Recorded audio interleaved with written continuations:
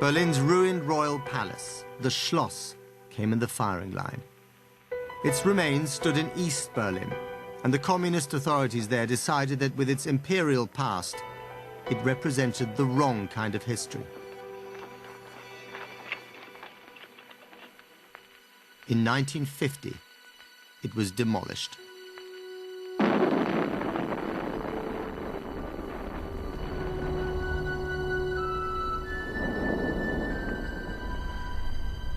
Die erste Sprengung war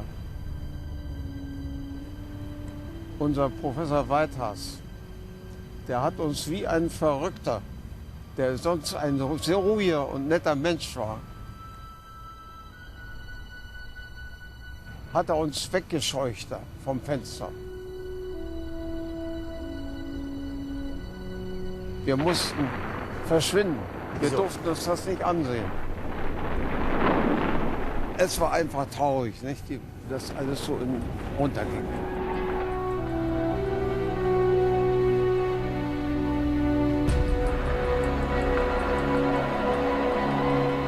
It was an ignominious end for what was, after all, Berlin's most historic building.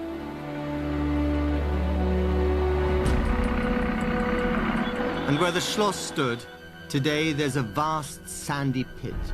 Once more, an empty space at the heart of the city, waiting for answers.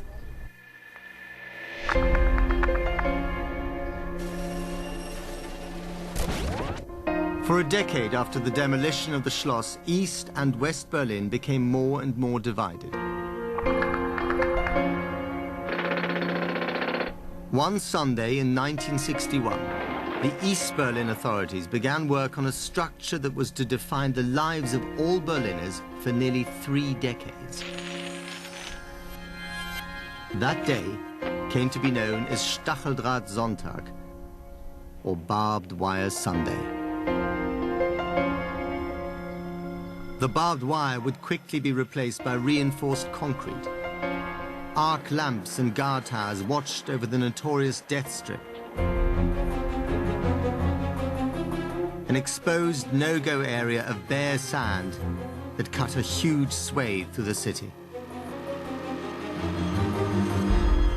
When the wall was built, it instantly became the most infamous and emotionally charged structure, not just in Berlin, but in the whole world.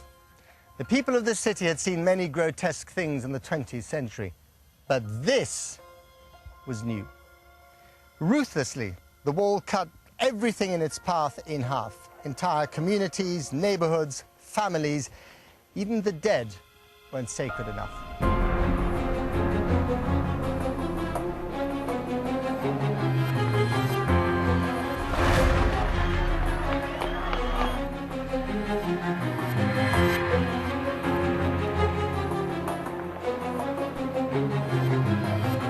The buildings of Berlin used to fit in with the Schloss. Now they responded to the wall.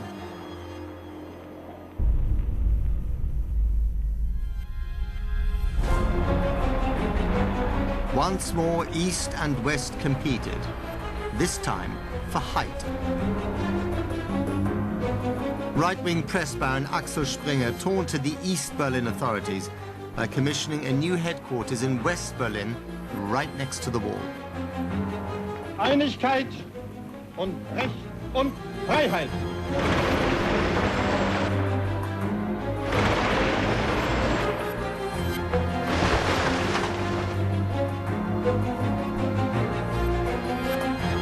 The communist response? 4 new apartment blocks that put Springer's building in the shadow.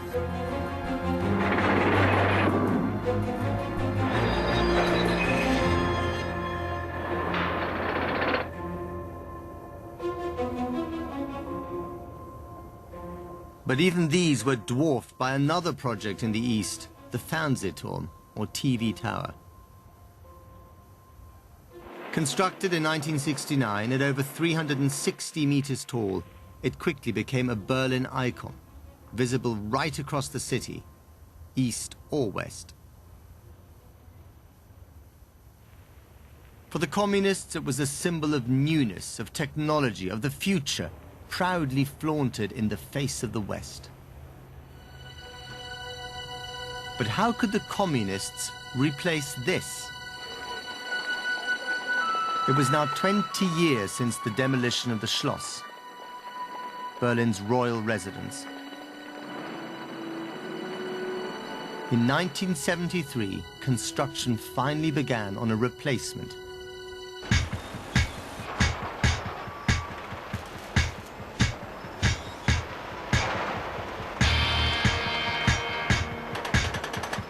On the very spot where the Schloss had stood rose another palace, the Palace of the Republic.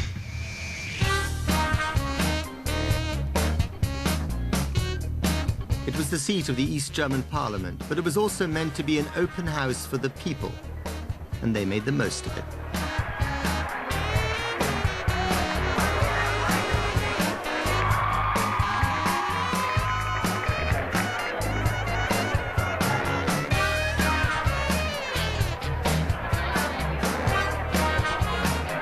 Despite sneers from the West, it didn't take long for it to wedge in the hearts of East Berliners.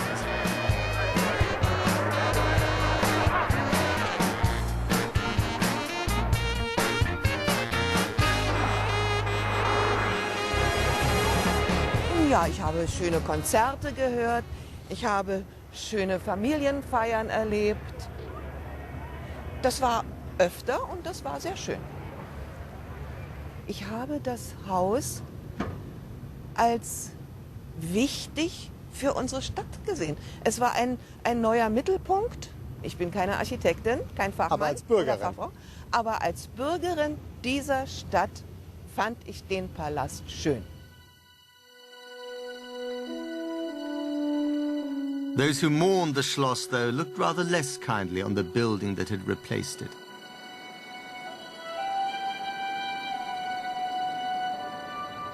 Das war schon Raub, das war kein Diebstahl mehr.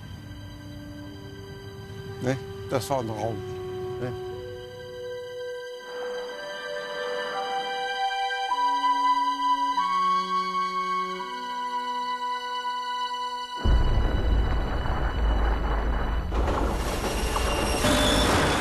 When the Berlin Wall finally fell in 1989, the Palace of the Republic, a symbol of the communist East, was never likely to survive in a reunified city.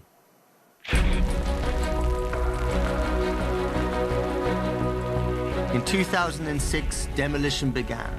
Asbestos, said the government. Wrong history, claimed aggrieved East Berliners.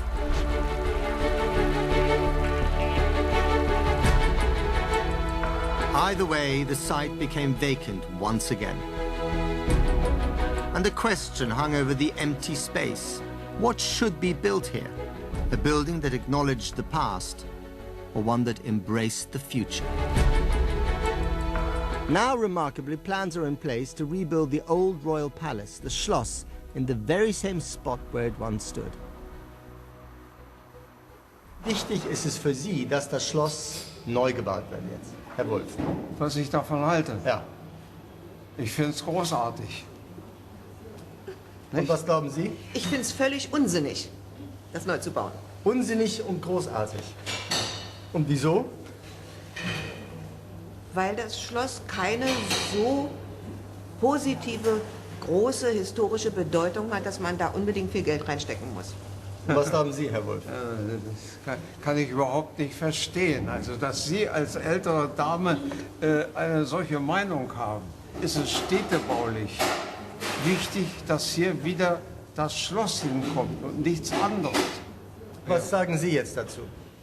Auf diesem Platz, wo das Schloss mal stand, stand doch etwas. Warum hat man das abgerissen? Warum hat man das nicht gelassen? Und sehen Sie Ihre Meinung? Das, was Sie meinen, der Palast der Republik, ich habe nichts gegen den gehabt.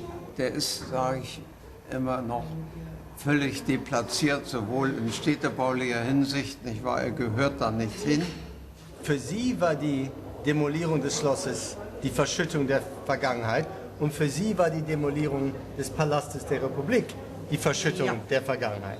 Also haben Sie beide recht.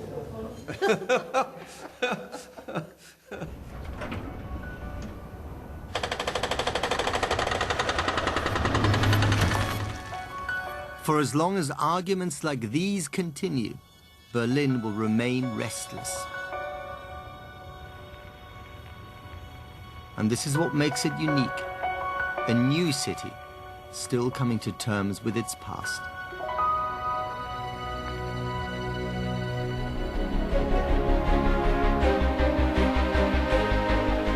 Next week, from Schinkel through modernism to Speer, the making of modern Berlin.